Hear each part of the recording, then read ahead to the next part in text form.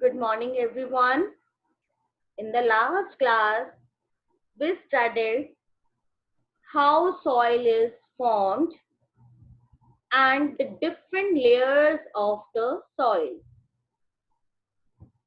Now, in today's class, we are going to study about the types of soil. We know when large rock particles get break into small particles, soil is formed. So the mixture of those small rock particles and humus is called soil.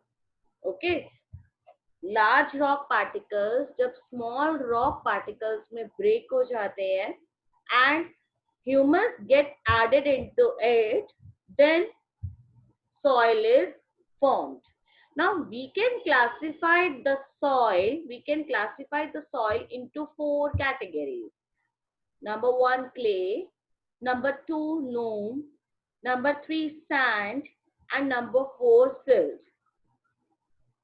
These are the types of soil and they are different from each other in the terms of their properties.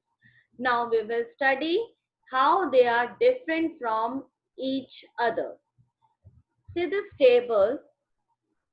I have written some properties here, 5 properties here, and 3 types of soil are mentioned here: sandy soil, clay soil, and loamy soil.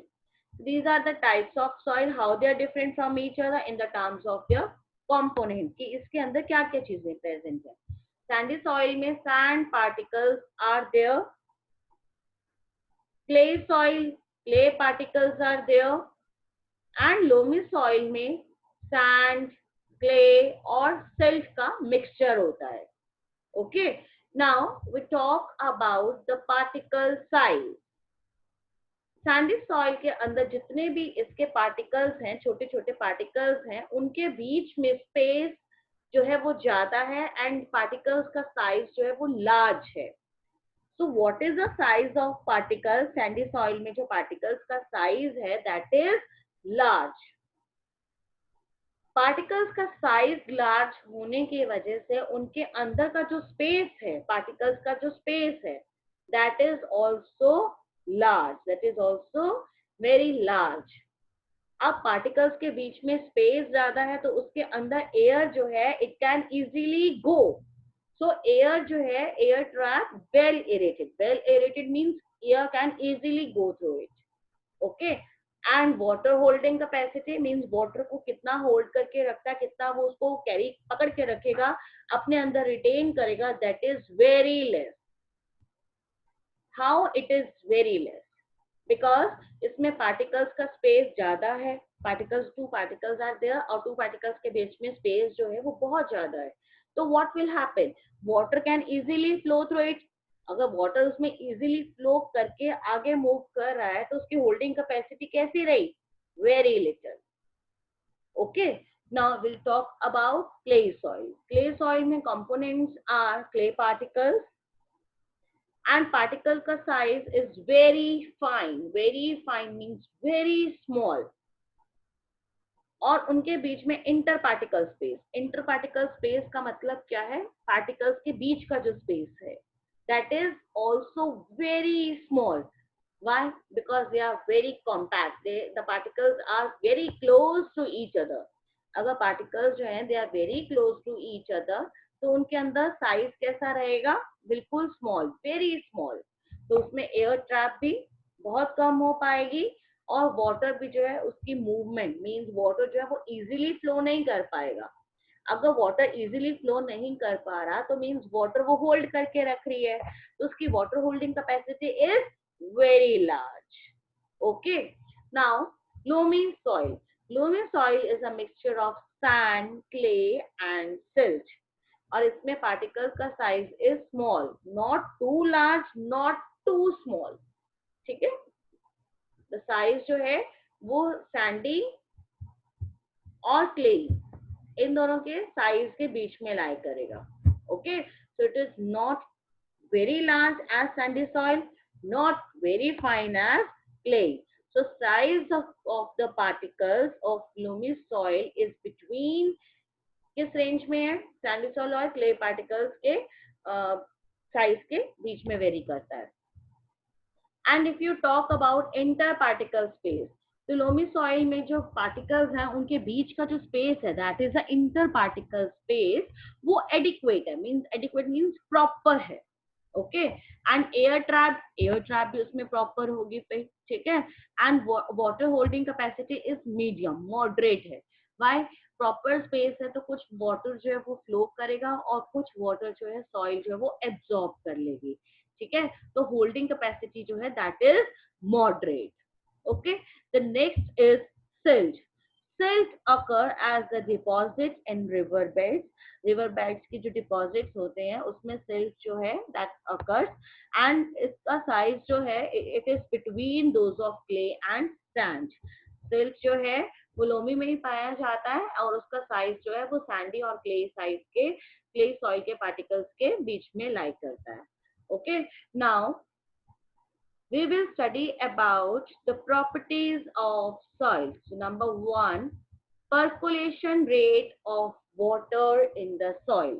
Percolation rate means, percolate करना means movement. Okay, percolate means movement. तो water की जो movement है soil के अंदर, that is percolation of water. Okay. So percolation rate of water in the soil, इसका क्या meaning है? ये सॉइल की प्रॉपर्टी है जिससे सॉइल जो है वो अलाउ करती है वाटर को फ्लो करना. ओके. जैसा भी मैंने बताया कि सैंडी सॉइल में पार्टिकल्स जो है वो बिग हैं, उनके अंदर पार्टिकल्स के बीच में स्पेस जो है वो ज्यादा है, तो वाटर उसमें इजीली फ्लो कर जाएगा. तो इजीली फ्लो कर जाना यानी कि वो इजीली पर्कुलेट कर जाएगा. ठीक है. अब now we will see this figure.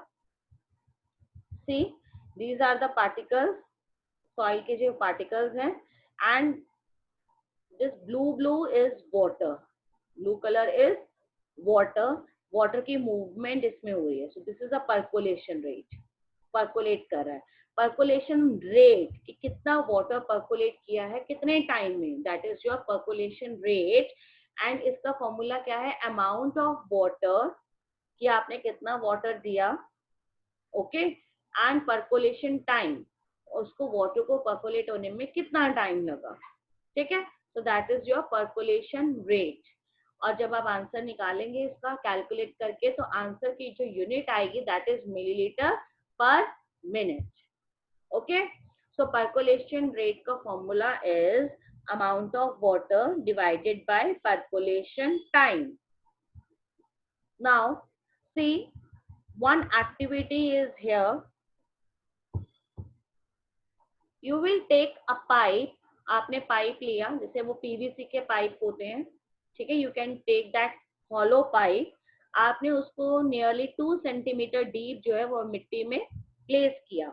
You will place that pipe about 2 centimetre deep in the soil. Okay. फिर आपने इस बॉटल में 200 ml पानी लिया. ठीक है. Suppose it is 200 ml bottle. आपने 200 ml बॉटल में आपने पानी दिया and you will pour this water into this pipe. Okay. तो ये वाटर जो है वो सॉइल एब्सॉर्ब करती रहेगी. And one precaution needs to be taken. What is that कि वाटर जो है वो स्पिल नहीं होना चाहिए, बाहर की तरफ गिरना नहीं चाहिए. ठीक है. सो बड़ा केयरफुली आपने वाटर को पोर करना है इसके अंदर, सॉइल के अंदर. सपोज आपने 200 ml ऑफ वाटर को पोर किया और आप तब तक पोर कर रहे हैं, पानी बाहर भी नहीं आ रहा, स्पिल भी नहीं हो रहा, स्प्रेड भी नहीं हो रहा, सिर्फ पाइप के अंदर ही जाना चाहिए. और पूरा पाइप जो है एम्प्टी होते हुए इट टुक 20 मिनट्स. ठीक है. इस पाइप से जो पानी आप डाल रहे हैं that is absorbed by the soil, और वाटर को जो है 200 ml वाटर को 20 मिनट्स लग गए to percolate. Okay. So for a certain sample it took 20 minutes. 20 minutes लगे 200 ml of water को to percolate. Means उसको move करते हुए, उसमें flow करते हुए soil के sample में इतना time लग गया. So how will you calculate the percolation rate? Percolation rate का formula is amount of water. कितना water डाला था? 200 ml divided by percolation time. कितना time लगा उसको? 20 minutes. So 200 आप वैल्यूज डालेंगे. Amount of water is 200 percolation time is 20, तो 200 divided by 20 is 10, और जो आंसर आएगा आप उसके साथ ये यूनिट लगाएंगे, मिलीलीटर पर मिनट। देखो यहाँ मिलीलीटर है, डिवाइडेड बाय मिनट्स है, तो millilitre per minute, this is your पर, स्लैश जो डाला है दैट इज पर, so 10 milliliter per minute.